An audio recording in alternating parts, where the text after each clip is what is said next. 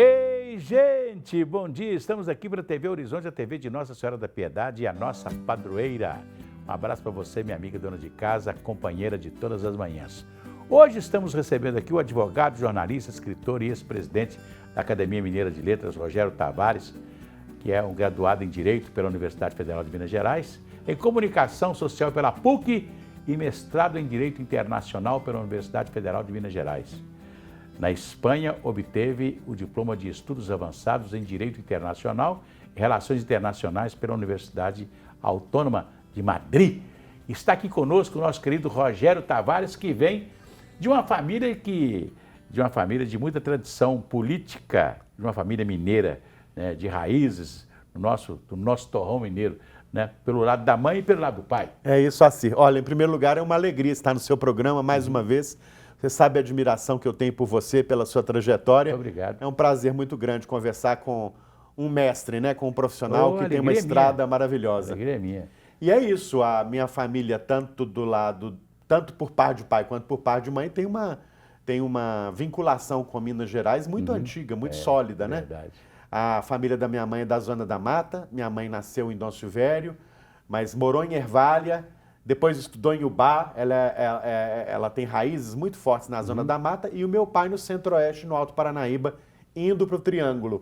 Ele nasceu em Córrego d'Anta, depois se mudou para Patrocínio, lá morou por muitos anos, estudou, fez política lá, foi vereador. No tempo em que as reuniões na Câmara eram à noite, e os vereadores não recebiam remuneração nenhuma. Era, vamos dizer assim... Aliás, o que eu acho lindo isso, né, quando nós tínhamos uma Câmara de Vereadores, que os vereadores não recebiam nada. Não. Né? Era muito comum, era o mais comum, inclusive, no Brasil, até bem pouco tempo, né? É verdade. Ele foi vereador por 3 anos e quando não há remuneração, a relação do parlamentar com a cidade, com as coisas que são discutidas, é uma outra relação. Diferente, não é? Verdade. Ele era alguém que dispendia parte do tempo dele para pensar em soluções para aquela comunidade, pensar em soluções ali para aquela sociedade que precisava de progresso, desenvolvimento. E foi fazendo política na terra dele até se mudar para Belo Horizonte. Tem uma marca muito grande que foi o novo prédio da Assembleia. Isso. Assembleia para Expedito Faria Tavares é o pai dele, é bom lembrar o nome do pai dele. Obrigado, Faria Tavares, obrigado, né? Assir, pela me lembrando homenagem. Dele aqui, estou vendo a imagem dele sempre aqui como presidente da Assembleia naquela época. Para quem se lembra, a antiga sede da Assembleia era na Rua Tamoios, no centro de Belo Horizonte, onde depois foi a Câmara dos Vereadores. Aí em 71, a Assembleia se mudou para o bairro Santo Agostinho, e meu pai fez a instalação daquele prédio lá, que até hoje é a sede da Assembleia. É uma sede... Foi uma novidade porque na Assembleia Velha existiam 3 salas. Uma sala do PSD, uma sala da UDN e uma sala do PR. Isso, é isso aí. E uma sala com telefone. E os deputados, normalmente, eles disputavam o telefone daquela sala e a sala dos partidos. Normalmente, todo deputado tinha ali no edifício Vila Rica, ali nos arredores da Assembleia, tinha uma sala, alugava uma sala para receber os eleitores, porque ele não tinha essa possibilidade na Assembleia. Era muito pequeno o prédio. Pequeno, a Assembleia era muito pequeno o prédio. Não? Era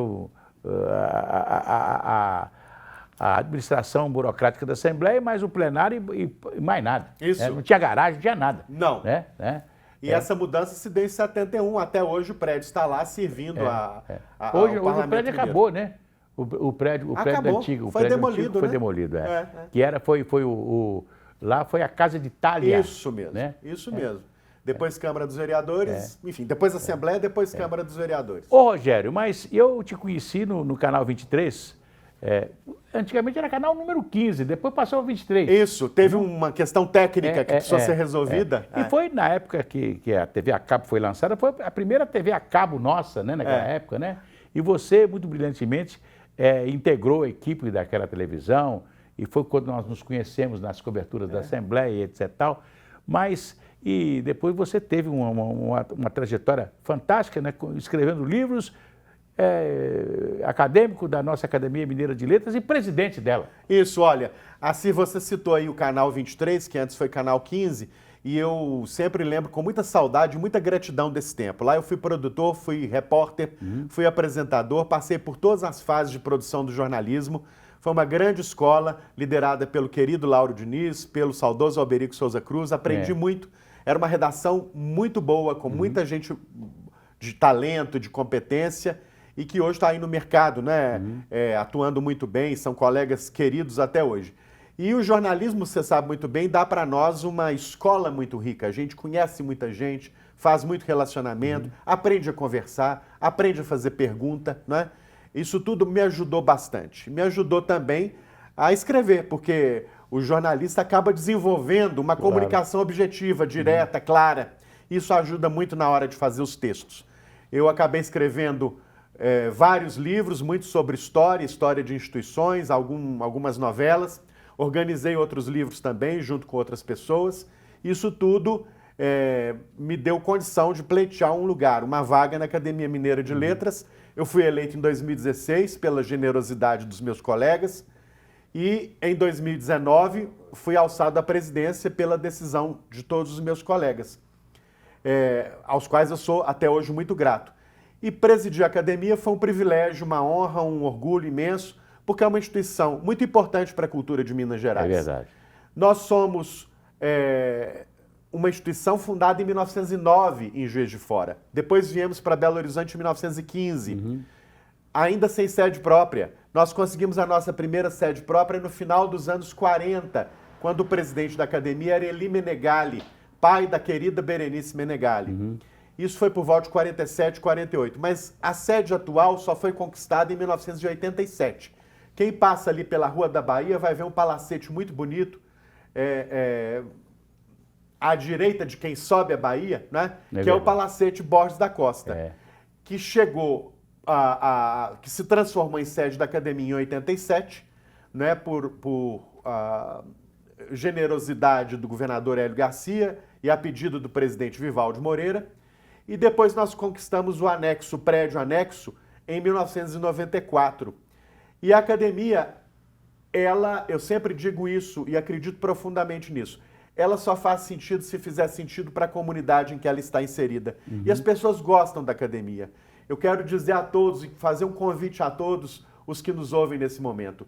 A academia é uma instituição aberta à participação do público. A gente oferece uma programação cultural intensa, rica. É só seguir a academia nas redes sociais, no Facebook, no Instagram e participar dos nossos eventos. Tem uma curiosidade a respeito do prédio da academia, porque a família Borges da Costa, ao vender o prédio para o governo do estado que o doou para a academia, pediu que fosse mantida, né, mais ou menos as características da casa, né, do Borges da Costa, né, que foi uma figura importante na medicina de Minas Gerais. Né? Ciro, olha, você lembrou de algo importantíssimo.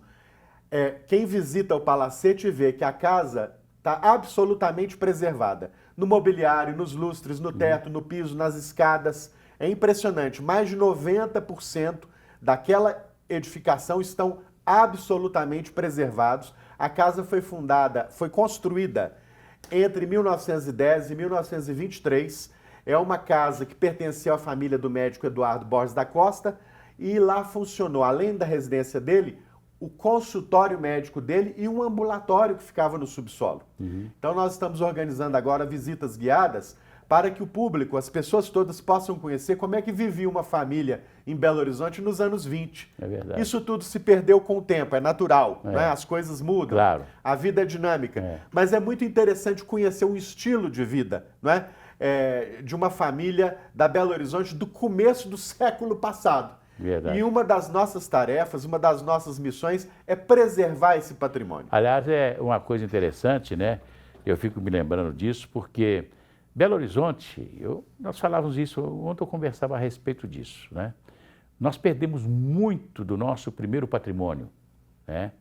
E que não foi preservado. Como você pensa no prédio dos Correios, a delegacia fiscal, muita coisa. Eu fico lembrando aqui, por exemplo, o mercado de Belo Horizonte foi instalado hoje onde é a rodoviária. Ali, feira de amostras. Ali ele deu lugar, o mercado de Belo Horizonte foi transferido para o antigo Campo do América, que é onde está o Mercado Central hoje. Olha. E o Campo do América foi lá para Alameda, lá em Santa Efigênia, que depois já foi vendido para o supermercado, etc. e tal.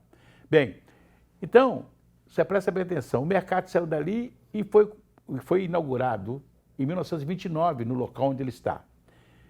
E, a partir de 1929, foi construída a Feira Permanente de Amostras, com o nosso primeiro ginásio coberto, um grande auditório, o prédio da Rádio Confidência, Isso. que foi inaugurado em 36. Tudo foi inaugurado em 36, 1936. O chamado Feira de Amostras, um prédio bonito, lindo, maravilhoso e tal. Aí você conta 36, 46, 56, 66, estava tudo no chão, 30 anos depois. É impressionante, muito rápido. Muito rápido. Então, eu falo o seguinte, Belo Horizonte nasceu sobre a égide do novo, né? Nós rompemos com o barroco, rompemos com uma cidade antiga, que era Ouro Preto, uma cidade. Eu sempre falo isso, fizemos avenidas largas, na época não tinha carro, uma avenida Afonso Pena de 100 metros, aquelas avenidas largas. Né? Hoje, depois de tanto tempo, né? Lá atrás, se pensou numa avenida larga, ruas de 21 metros, etc. E hoje estamos diminuindo as ruas. É isso aí. A hora que tem carro, precisa até do espaço maior, estão diminuindo hoje. Né? Olha, eu acho muito importante que uma cidade seja capaz de dar a seus moradores uma ótima qualidade de vida, não há dúvida. Mas eu acho que há espaço para a preservação da memória, Claro, né? Mesmo porque preservar a memória faz parte da qualidade de vida. Eu estava vendo uma história, né, de que o Napoleão, né, a cidade de Paris, era uma cidade bem antiga, né? Ele mandou destruir tudo e fez a cidade que está hoje. Isso. Só que tem que essa cidade hoje está preservada. Isso, Né? claro. Você fica anos sem ir, sem voltar. Se você ficar anos sem voltar a certos lugares, você vê os pés. Por isso que a cidade histórica é importante, né? E atrai turista. E atrai turista. Dinamiza a economia. Né? Gera emprego, gera renda. Vou te fazer uma pergunta que você responde daqui a pouco, logo depois dos comerciais. Você é de uma família de políticos, você teve um tio político, secretário, seu pai político, deputado, secretário, família toda envolvida com política. Você nunca pensou em ser candidato a nada, não? Mas daqui a pouco, logo depois dos comerciais, daqui a pouco a gente volta.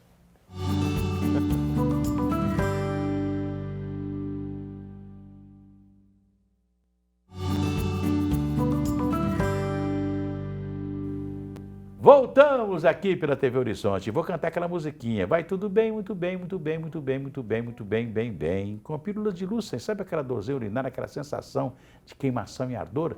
Pílulas de Lucem vocês encontram em todas as farmácias e drogarias. E já sabe, né? Se persistir os sintomas, o médico deverá ser consultado.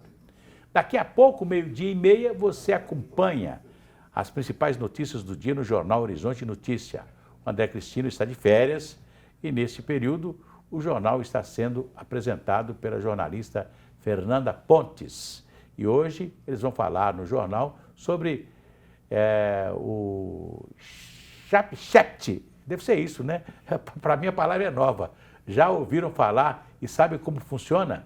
É uma inteligência artificial que promete muitas mudanças nos comportamentos das pessoas. Você sabia que um catador de materiais recicláveis precisa catar mais de 18.500 latinhas para juntar dinheiro equivalente a um salário mínimo? É muita coisa que vocês vão ficar sabendo no Horizonte Notícias daqui a pouco, 12:30. Pois eu deixei uma pergunta, Rogério, para você responder. Você é de uma família de políticos, você teve do lado de sua mãe, Geraldo Vasconcelos. Isso. E foi deputado federal. Né? Você hoje vê a grandeza da região de Ponte Nova? Isso. Pelos políticos que pontificaram lá na década de 50, 40, 50, 60. Isso. Não é verdade? Você vê uma estrada maravilhosa que chega a Ponte Nova e etc., passa toda aquela região. E tanta coisa. Ponte Nova é uma cidade hoje, inclusive, de referência em tratamento cardíaco, né? Um negócio fantástico, maravilhoso. Podia ser melhor se fosse o Vale do Doce, por ter lá 3 usinas de açúcar e de álcool. Isso. Né? E hoje só tem uma, capengando. Isso aí. Né? Mas, e o seu pai, seu tio, a família toda política, fazendo política lá na região de Minas Gerais, essa região das mais prósperas de Minas, né? E eu, então, queria saber se você nunca... Vamos dizer assim, a política nunca chegou aí perto de você para você disputar mandato, não? Nunca, Cir, nunca, de verdade. Eu estou muito feliz onde eu estou, no jornalismo, na área cultural. E eu acho que a gente contribui para a nossa comunidade em qualquer lugar, em qualquer profissão, em qualquer área. Um bom médico faz a cidade ficar melhor. Um bom engenheiro faz a comunidade prosperar, desenvolver. Não é? Um bom assistente social dinamiza a vida do entorno, não é? em que ele está. Então, eu estou muito feliz com a minha militância na imprensa e na área cultural. Né? Eu acho que eu dou uma contribuição boa onde eu estou. Cada um tem sua vocação, cada um tem seu talento, e eu vejo que a minha área de atuação é a comunicação, é a imprensa, o jornalismo, e é também a área cultural, a literatura, sobretudo. São áreas que me atraem profundamente e que me fazem satisfeito, realizado. Né? Quem tiver vocação para a vida parlamentar ou para a gestão pública, que siga esses caminhos. Eu admiro e valorizo bastante aqueles que têm essa bravura, essa coragem, porque não é fácil, né? Assim, é um caminho muito difícil, muito espinhoso. É um cargo que você ocupa quando você toma posse, você já tem o dia de acabar. Já tem o dia de acabar e a gente já entra devendo. É verdade. Né? Devendo satisfação, tendo que prestar contas, enfim. É muito penoso. Eu sei porque... É penoso, é difícil você concluir certas coisas que você gostaria, porque é muito difícil. É muito difícil, os recursos são escassos na maior parte do tempo, e é preciso fazer muita aliança, negociar demais, isso tudo é importante naturalmente, mas às vezes a gente consegue muito menos do que gostaria. Rogério, você ligado à área cultural, jornalismo, essa coisa toda, nós diminuímos um pouco na nossa vida cultural, parece que as coisas deram uma eu não sei, eu estou sentindo que nós estamos um pouco paralisados. Olha, eu gosto muito da área da cultura, eu acredito firmemente que a cultura é fundamental para o desenvolvimento de um povo, para o desenvolvimento de um país. Você no intervalo conversava comigo sobre a França, sobre Paris, a beleza de Paris, a importância de Paris, e nós sabemos que a cultura não define apenas a identidade de um povo, a sua potência, mas ela também gera receita, gera renda, gera emprego. O PIB da cultura hoje é muito importante para o Brasil. Muito importante. Então a cultura atrai emprego, atrai turista, é uma força econômica importante. E é nisso que a gente tem que investir, é nisso que a gente tem que apostar. Não é? É claro que a cultura sempre enfrenta desafios muito grandes, muito difíceis. Nós tivemos aí a pandemia, que foi um momento de muita dificuldade, muita luta, mas eu acho que agora cabe a nós, que gostamos do tema da cultura, fazer a cultura renascer, não é? Eu vejo com muita alegria, por exemplo, no campo da literatura, o surgimento de novos escritores, novas escritoras. Tem uma safra muito boa de escritores contemporâneos. Eu estou lendo muito, sobretudo as escritoras, as mulheres, e é impressionante o número de boas escritoras no Brasil inteiro e também em Minas que estão aparecendo aí. Em Minas nós temos a Ana Martins Marques, a Conceição Evaristo, a Anelisa Ribeiro, a Bruna Calil Otero, a Laura Cohen, muita gente boa. E no Brasil também nós temos escritoras e escritores de muito talento. E eu sempre convido o público a ler os autores brasileiros, ler a literatura brasileira, que é de ótima qualidade. Assim como eu também acho que o brasileiro gosta muito, e esse é o campo do Assir Antão, da música que a gente é capaz de fazer. Né? A música brasileira é seguramente uma das melhores do mundo. Do mundo, é verdade, né? Nós perdemos recentemente aí o João Donato, é uma perda que precisa ser chorada, lamentada, porque são os músicos, são os artistas, os escritores, que ajudam a gente a entender o que é o Brasil. Né? São os escritores que contam a nossa história.